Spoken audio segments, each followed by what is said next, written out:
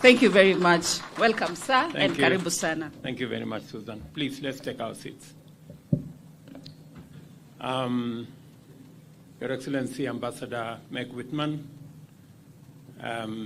Deputy Governors present here, my CS Susan Ahumicha and your team, the great heroes that we celebrate today, dear Kenyans, good morning.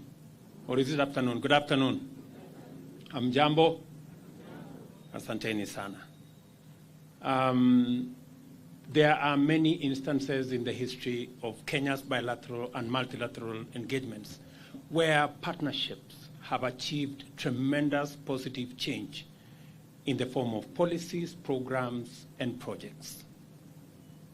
On the other hand, there have been fewer instances where such partnerships have translated into direct, personal, feasible transformation in the lives and well-being of people in terms of ending suffering, reducing the number of deaths, and prolonging the lives of millions of people who might otherwise have faced high risk of agonizing early death.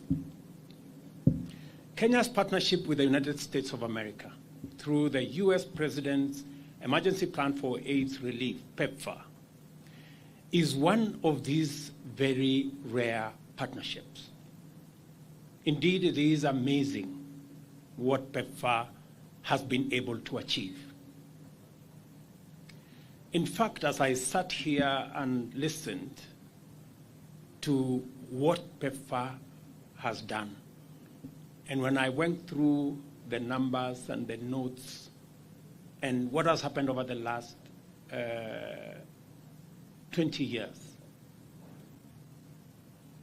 and looking at what the decision of one person, somewhere very far from us, has changed the course of history and made a deadly pandemic into a celebration today. That today we are celebrating a great partnership. If HIV was what it was, this would not be a celebration. This would be something else. Until about 20 years ago, HIV/AIDS went through and ravaged the households and communities of this nation in a deadly rampage that left behind many people dead, others suffering agonizing illness, thousands of orphaned children, with many also infected with HIV, and vast socio-economic devastation. In fact, as I listened to Edna, as I walked in here, I mean, she represents something short of a miracle. The intolerable stigma that haunted infected and affected persons and their families was a huge barrier to access in terms of essential medical and social services, from public, private, as well as within even our societies. Those affected confronted their troubles by themselves, abandoned, neglected, or sometimes wholly forgotten. This country lost millions of people in this manner. And for a while, it looked like the HIV/AIDS problem would wipe out much of our productive population, robbing the economy of workers and families of breadwinners. The government faced very serious resource constraints in its efforts to pull back people from the edge of graves, families from the brink of ruin, communities from the cusp of disintegration, and the economy from the verge of collapse. Serious support was urgently needed in order to raise the level of necessary intervention on an effective scale. This support came in the form of the President's Emergency Plan for AIDS Relief, which committed more than US dollars 110 billion of American taxpayers' money to the fight against HIV/AIDS in more than 50 countries globally. And it's important for me to repeat it, that President George Bush committed 110 billion US dollars of American taxpayers' money to help support millions of people globally.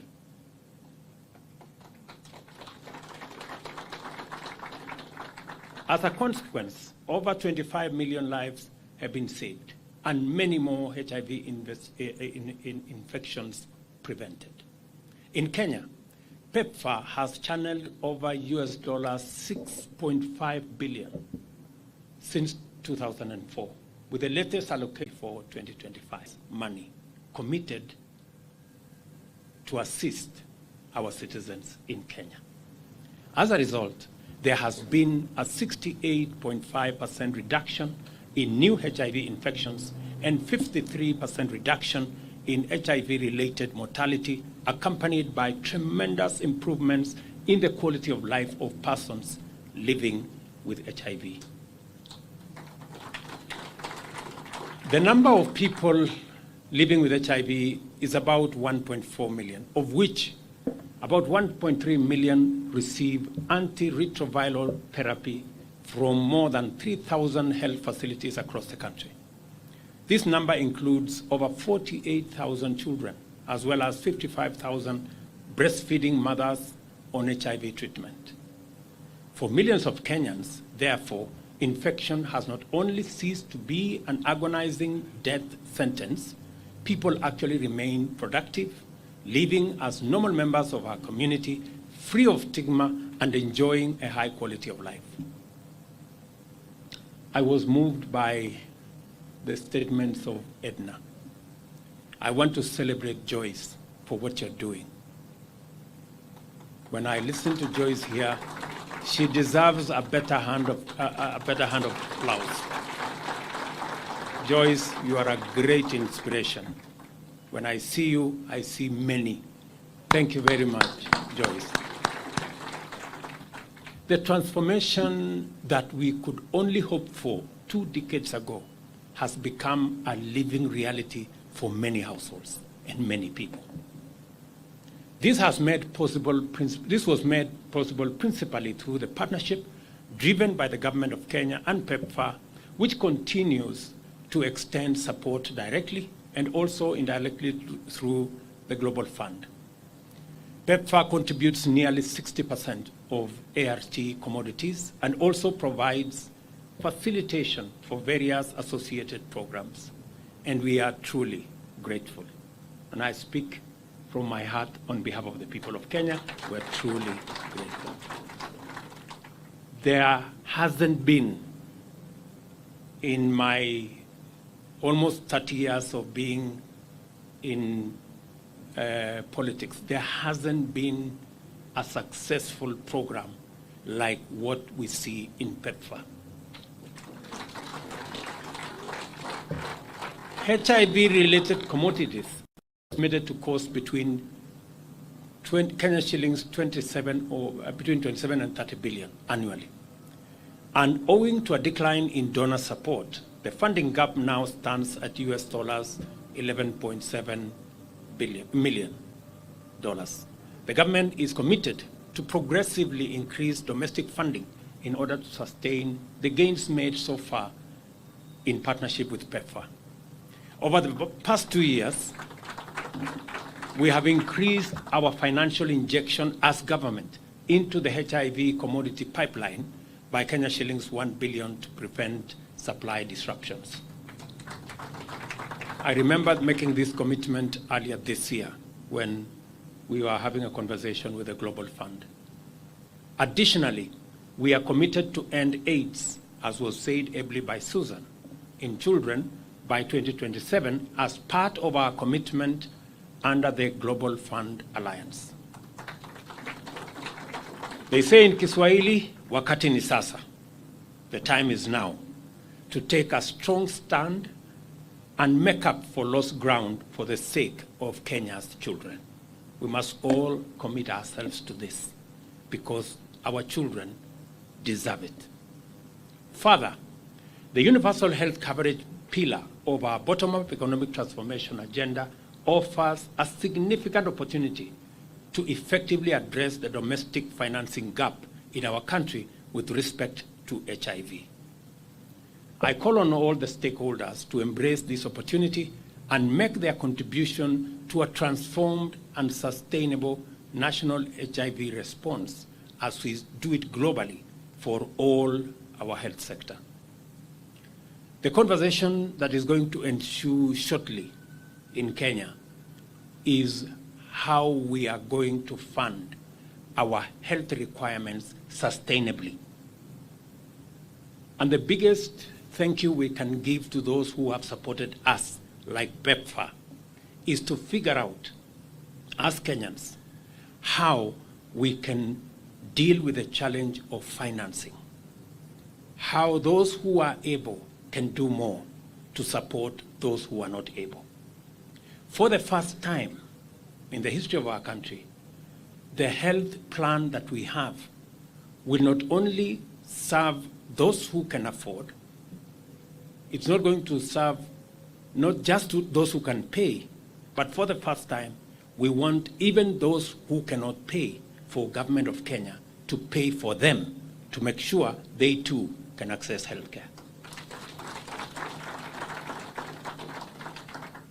Providing health for government is a constitutional imperative. It is not a choice that we have to make. We just have to figure out how it's going to happen. The health program that we have been running has excluded others. If you didn't have money to pay for NHIF, you didn't have money and therefore you didn't qualify. But under our new plan, those who are indigent, those who cannot pay, the government of Kenya is going to make sure that everybody has a health insurance card and make sure that they can access health. And secondly, we have also in our new plan removed all the exclusions that used to limit access to health facilities by especially those who are vulnerable in our community. Many people would go to hospital and they are told, oh, you know, your card has now exhausted your limit. In our new plan, there are no limits anymore. We have made sure that progressively, so long as you need medical attention, you will get medical attention. So long as you need medical treatment, you will get medical treatment.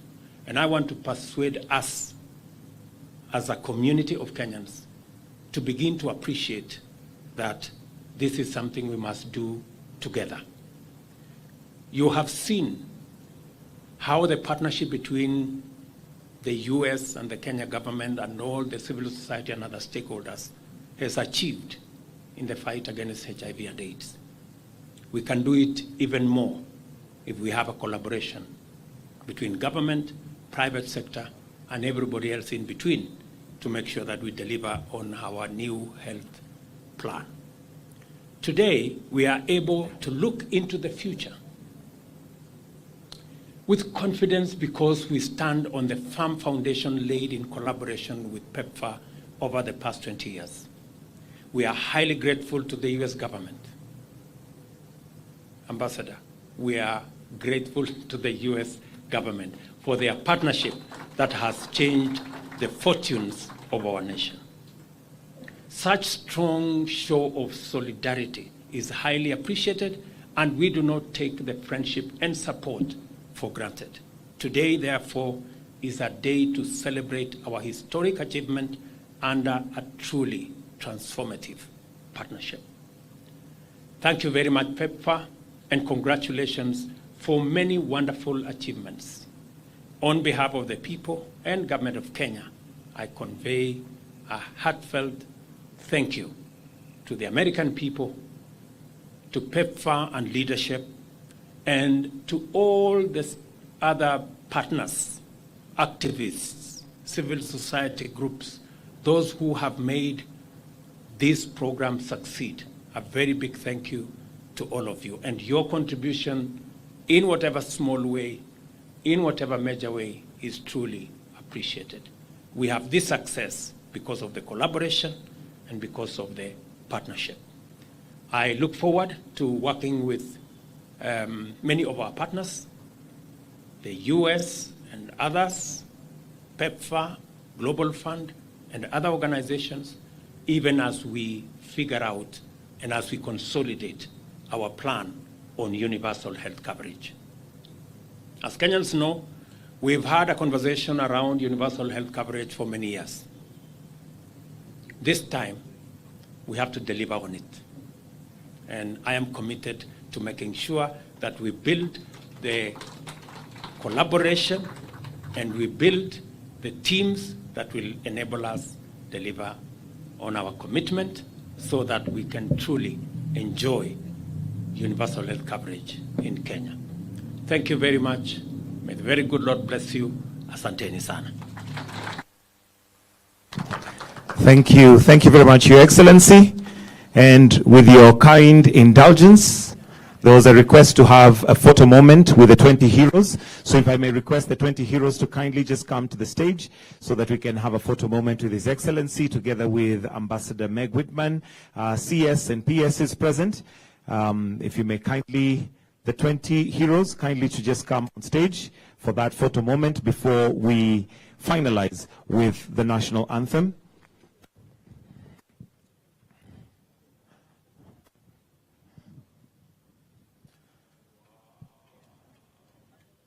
If we can kindly tuharakishe kidogo ili tuweze kujipanga. Wale wafupi tuje mbele kidogo. Wale wako vertically challenged, please come to the front. Let's spread. Then I'll request to just have a gap here. To widen tu kidogo. Madam kuja mbele.